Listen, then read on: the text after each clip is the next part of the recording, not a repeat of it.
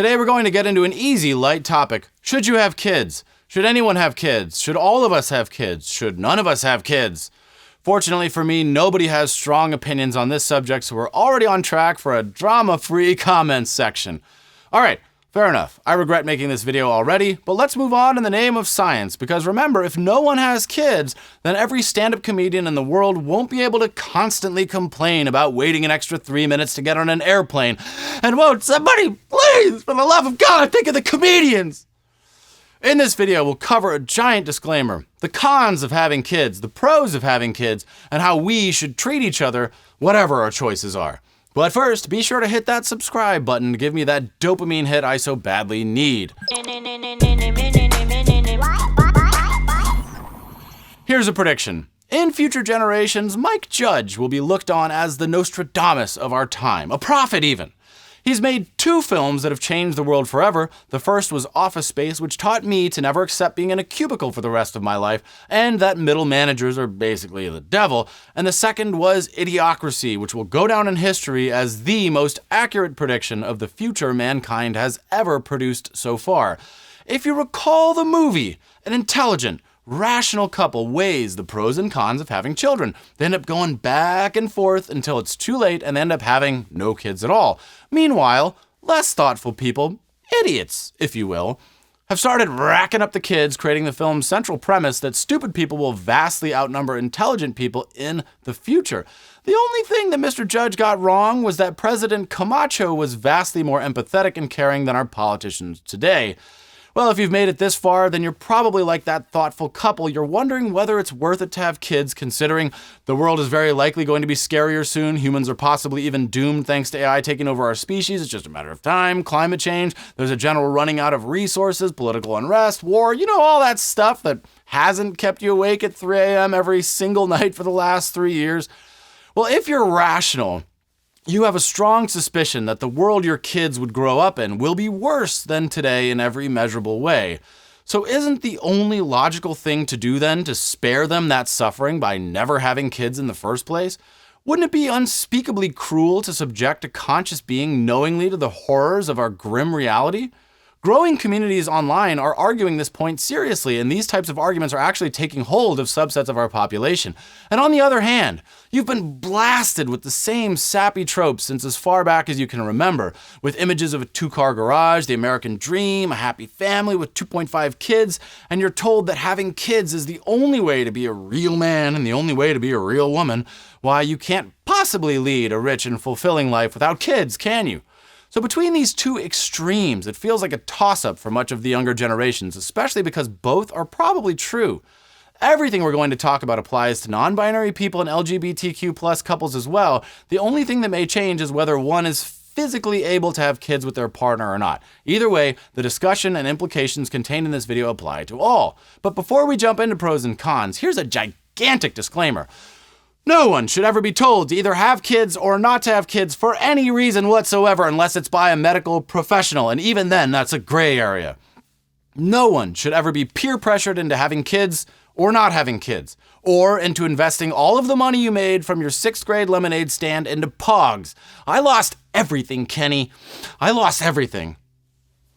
So first, what are some good reasons to not have kids? Well, let's start with the fact that kids are expensive. In pre-dumpster fire Kanye days, we learned that she got one of your kids, she got you for 18 years. So true, Kanye. In addition to this hypothetical gold-seeking madam, your kids also got you for 18 years, and by God, I mean they expect things from you like daycare, food, toys, clothes, school, healthcare, college. Is that still going to be a thing? Or they just go to Amazon University where they'll be well-educated in box sizing, box taping, and a wide range of other box-related subjects. Sports, dance classes, phones, and whatever the heck other crap you can dream of. These are all things that kids seem to demand to grow up healthy, and all that stuff adds up. And if you're worried about paying your own bills every month, the thought of tacking on another mouth to feed can feel downright daunting. According to USDA.gov, the cost of raising a kid born in 2015 was about $13,000 a year, and they estimate that factoring in inflation, it costs us just shy of $300,000 to raise a child through the age of 17. That's a lot of cheddar. Meanwhile, people in other countries are laughing at us Americans about this, but even elsewhere, it still costs a lot of money and time to take care of an extra human being. But kids aren't just expensive for their parents, they're also expensive for the world. If you believe that overpopulation is the cause of great human suffering, and that climate change, pollution, and all the other nastiness of our modern life comes from there being simply too many people on this small planet, then you'll absolutely believe that we shouldn't have kids, or at the very least that we should severely limit how many kids we have, probably down to one. If you value things like nature, open space, trees, parks, you may decide that we need to cut down on the human population, which recently crossed 8 billion as of this writing. Even though kids born today will create 10x less carbon emissions than their grandparents, they will still be responsible for an estimated 34 tons of CO2 in their lifetime. The next point, you're gonna screw up your kids. This is a big one. In the internet communities that are so against having kids, think Reddit's r/childfree and r/antinatalism communities, there are many prevailing sentiments, but one of them is that most of us are very likely to screw up our kids. Whether by negligence, passing on bad genes, or a confluence of factors both inside and outside of our control, the likelihood of us screwing up our kids in physical or mental ways is high. Even something as common as divorce can have massive negative effects on children, and with up to 50% of marriages these days ending in divorce, it's a virtual guarantee that we'll screw up our kids somehow.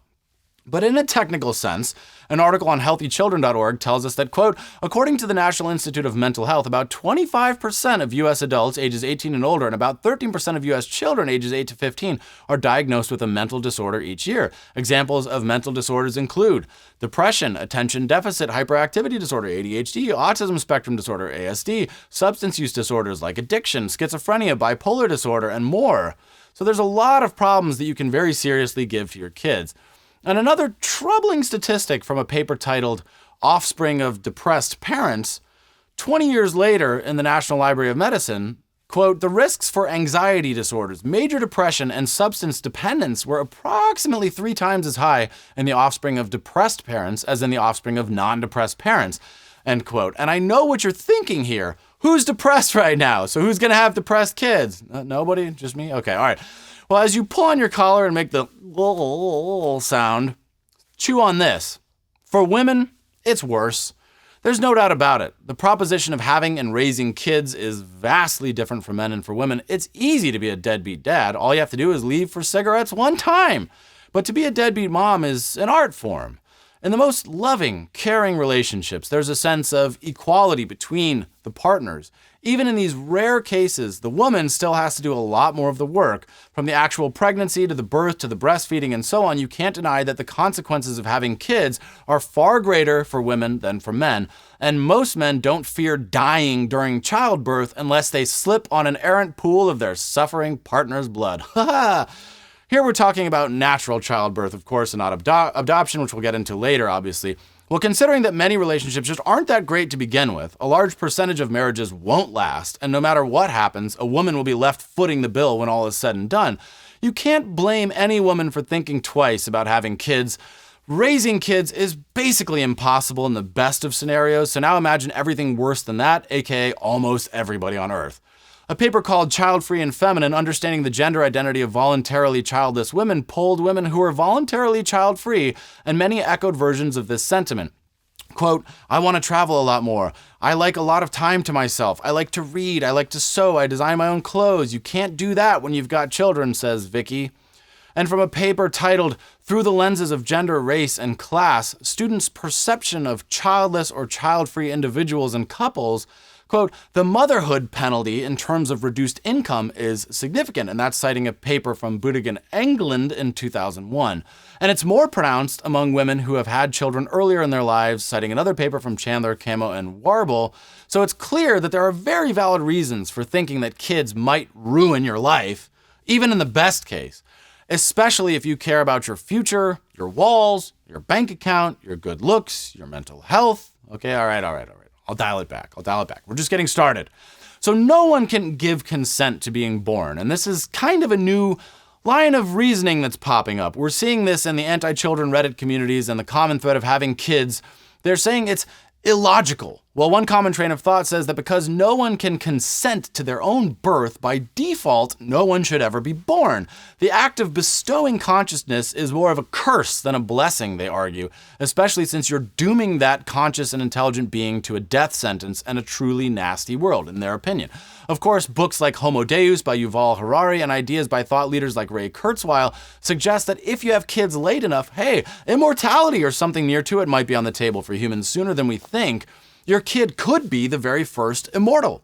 Of course, immortality plus eternal suffering plus servitude is a nightmare so horrific that the thought would send all Reddit communities to the vasectomy line. But I digress. The argument has merit, however. Consent is important, and no one or no animal can suffer if they're never born, so checkmate, Buddhists. But that's what's really at the heart of this, and what becomes immediately clear if you browse these communities is that there are so many wildly different opinions about what being alive actually means. It's clear that life feels more like a gift for some and more like a curse for others. Some people are happy to have been born, others rue the day. Some people are generally pleased with their lot in life, and others are generally displeased. If you have bad genetics, if you're in physical pain, if you're in mental pain, and you had mean or abusive parents, well, it's easy to understand that you would put life itself in the curse box. If you were born into slavery or subservience or into a community in which your chances of starvation or torture were high, you'd be forgiven for wanting to spare somebody your pain. Yet, for the lucky ones on our planet, whether by good genes, circumstances, luck, or random chance, life seems to be a better deal. That must be why Elon Musk has so many kids. For him, maybe life is just amazing and he wants to spread that love and cash around. Your relationship might be more pure without kids. Let's consider that. When talking of relationships, a distinction is made between relationships that are entered into willingly and ones that are entered into because of ties that bind. Some people falsely believe that having kids will improve a rocky relationship. This is categorically false. Worse still, a relationship that only stays together for the sake of kids isn't a real relationship at all, many argue. In such families, kids often wish their parents had gotten divorced sooner, whereas the children of divorced parents often wish their parents had stayed together. So if you want to have a pure romantic relationship, free of any ties that bind, it's best to keep your relationship child-free, so that you can ensure that you're only together with your partner because you want to be together and not because you have to be.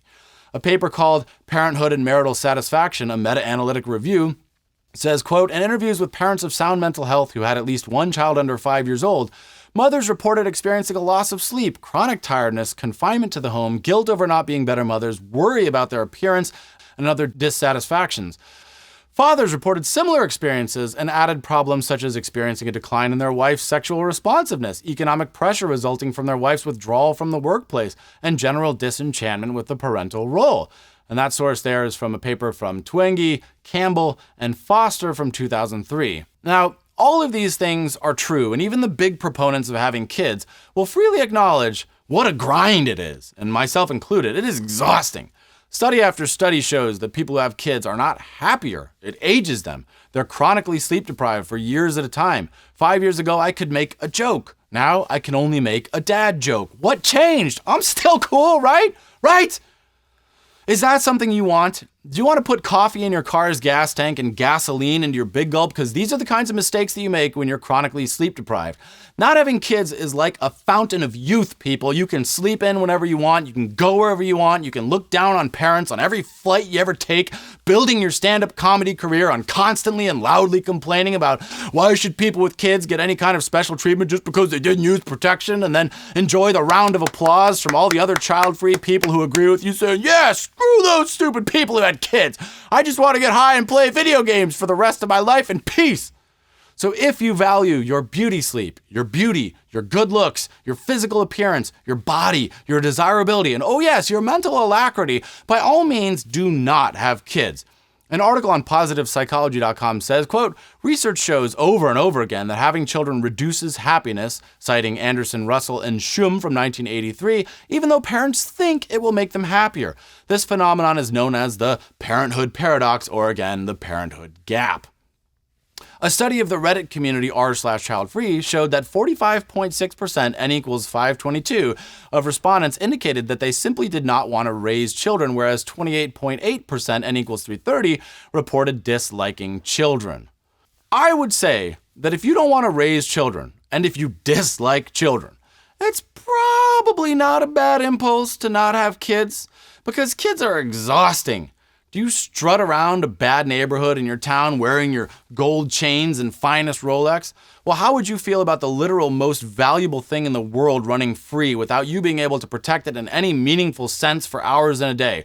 Sending your Rolex to a bad neighborhood by itself, say. So I mistakenly thought when my wife was pregnant that the birth would be the end of the ordeal. Little did I know that it was just the beginning of infinite worry. Another point to consider, you can't have kids. When you get to a certain age, you become aware that more and more of your friends and relatives struggle to have kids. An article on CNN.com says recently that, quote, over the past 50 years, human sperm counts appear to have fallen by more than 50% around the globe, according to an updated review of medical literature, and this has been doing the rounds lately. An article on LA IVF, an infertility clinic, says up until the early 2000s, the median age for women to become pregnant was 25. In 2006, the trend started to push more toward 30, and now the majority of millennial women report their preferred age to have children is closer to 35. So it looks like old Mikey Judge was right. For one reason or another, tons of people are simply unable to have children through natural means. What have we learned? And of course, this could be by choice or by their sexual identity. How about that it's tough out there? So now we've covered a good subsection of why nobody in their right mind would ever want to have children. We've also covered that there's a large group of people who want to have kids but can't for one reason or another. And there are even people who want to have kids but think that the cost is too high, which applies to many people in my generation. People in my generation and younger who are just barely scraping by can't begin to think about adding $300K on top of student debt, ever increasing rent, and so on. So by this point, you might be thinking that only an idiot would have kids. But you're not talking about me, right? Because I already have one. So does that make me an idiot? No? Oh, right. I'm an idiot for reasons unrelated to that. Got it. Okay. So let's get to the second half of this piece. After that much more entertaining piece, let's get to the more boring one, the pros of kids. Well, you might make more money if you're a man. While women reportedly drop their earnings by at least 4% per kid, men actually might make a little more money after becoming a father, an article on Business Insider says. Why? Well, it might be easier to negotiate when you have a gun to your head or your back against the wall. Making extra money for the sake of it is a tough sell, but when you absolutely have to, suddenly you find courage that you never knew you had. And if we're really cynical, being part of an in-group has certain societal advantages, as having a traditional family can help you get a lease, a mortgage, better job, support from peers, and more. After all, doesn't every banker and landlord want to get a nice family in their unit instead of some partying punk kids? I'm not saying that this is right or justified. I'm just saying that there are certain things that can break your way if you have a family that might not otherwise. If you do have that perfect family that's worthy of a Super Bowl commercial, well, congratulations, you're part of the group. If not, well, who cares about you? If you have a great relationship and you're healthy, well, having kids might be a way to give back. Knowing that many of your friends and relatives and peers can't have children but want to, you might be tempted to have kids on their behalf. After all, if you have a great relationship, you genuinely believe you and your partner are compatible on the decade to century timeline, and you've proven that you can get through tough times together and still stay bonded, well, you are a rare breed of lucky human. What if you think that you're just so dang handsome or beautiful that the world needs another of you? What if your IQ puts Einstein's to shame? Aren't you obligated to have kids then, for the sake of the species? After all, the not-so-subtle message of idiocracy is that we could maybe prevent idiocracy from occurring if intelligent people were more cavalier about having kids. Perhaps it's your duty to have children to balance out all of the other idiots that will be born so that they don't overrun the world in a dystopian, brain-dead future. A paper called "Is There a Moral Obligation to Have Children?" says, quote, "It can also be argued that loving relationships are one of the major sources of value in the world. Given certain reasonable assumptions, having children would thus create value in the world in this way as well." And that source is from Smolansky S. in 1995. Another point to consider, kids are an effing miracle. Here's the part where we turn sappy because let's face it, there's no study or data to speak of that will help us with this next part. Call it selfish, call it what you want, but witnessing a human being grow is one of the most amazing individual science experiments that any of us can perform. If you think adding Mentos to Coke is cool, imagine seeing the nuance and intricacies of a human brain developing 24/7. The surprises and delights that come along with this journey are some of the most life-changing possible. Your relationships with other people will change. Your relationship with authority figures will change. Your relationships with your employees will change. Your understanding of human beings in general will increase. And that knowledge has power in the form of empathy, greater understanding, and many other things. It's easy to argue that through understanding our own development better by witnessing our children grow, we understand more about ourselves and what it means to be human. We become better at putting our own lives into context, and we become less selfish as a result. We're better able to see the cycle of life, what role we play in it, and we're better able to face our own mortality. The awesomeness of this miracle cannot be overstated. But you're not here for hippy-dippy spirituality. You need something that makes it easy for you to type a hate-filled comment, thus fulfilling your purpose in the universe. If you look purely at demographics plus capitalism, well, more kids equals necessary. Why do you think there's so much pressure from the powers that be on families to have more kids? It's because the infinite growth required for capitalism means there has to be a steady stream of consumers. But infinite growth isn't possible on a finite planet, you say. Oh, right. Well, of course. Well, in that case, subscribe to my podcast, Beat the Often Path, for a serious look at what sustainable capitalism actually might mean, if there is such a thing. Even still, when we look at all the data of geopolitical strategists like Peter Zion and his ilk, we see that demographics, the breakdown of populations into age groups and other factors, is a deciding part of how a society will function or break down. You can imagine that in a society where the majority of the population is above 70 years old and no new babies are being born, that you have a problem. The movie Children of Men explores this idea taken to its extreme. So new kids feed the system. And if you want our society to keep functioning as it is, and if you believe that that's possible, you'll want to have kids to do your part in keeping our numbers up. After all, we look at societies like Japan that have experienced negative population growth, and we see a ticking demographic time bomb. Again, this is also from There is a Moral Obligation to Have Children. If relatively few children are born, those who do not have children will be putting a burden on the few who are born. Children being born now are, by and large, the persons who will support the economy and provide all care and services in society. So not having kids may be good for you, but contrary to internet belief, it may actually be selfish to not have kids. After all, if your reason to not have kids is just to party until you're 60, well, there might be some validity to this argument. As of this writing, we're not making enough babies to replace ourselves in the United States and several other countries, according to several articles, including this one here from NBC. And this is definitely a global phenomenon that is only getting worse. Our economic models factor in limitless growth in order to function, and limitless growth is kind of hard to achieve when the population is declining. Even now, some countries in the world are pushing the limits of negative population growth. So why do we need more kids, really? To buy more stuff. Who else will ensure that Bezos becomes the first trillionaire this century? We need a steady stream of new consumers. Who cares about what effect they may have on the environment or the planet? Our planet is finite, but our economic growth must be infinite. When you pressure your kids into being TikTok influencers, that is where they're really worth it, because they can make you rich in retirement. Because none of what we've said so far matters. The real reason to have kids is to pressure them to be TikTok influencers. This means being rich yourself and paying for your kids to show off their wealth on social media. So doing, your kids will amass millions of followers and brand deals with questionable snack and beverage companies, paving the way for you to retire in luxury. The kids will think you're old and out of touch, but no matter, as long as they keep depositing those checks that their youth and coolness provides, you're all set. But in seriousness, having kids is a lottery of sorts. Knowing that none of your followers will be there for you on your deathbed, well, who will be? Your kids are likely to be the only ones in the hospital room when the going gets really tough. So yes, it is a bit quid pro quo. You raise them for Kanye's 18 years. God, I feel bad mentioning his name. And in theory, they do something for you at some point. You get the hard work out of the way when you're relatively younger, and then you let them drain the life force out of you one agonizing day at a time, and then one day they just might take care of you. Well, it's clear we have a paradox. It's kids who will solve the problems facing our species, and it's kids who will suffer as a result of our society's inaction. The 80-year-old has very little to fear of climate change in Phoenix or AI making our species obsolete, but the 4-year-old, that's going to be their entire life.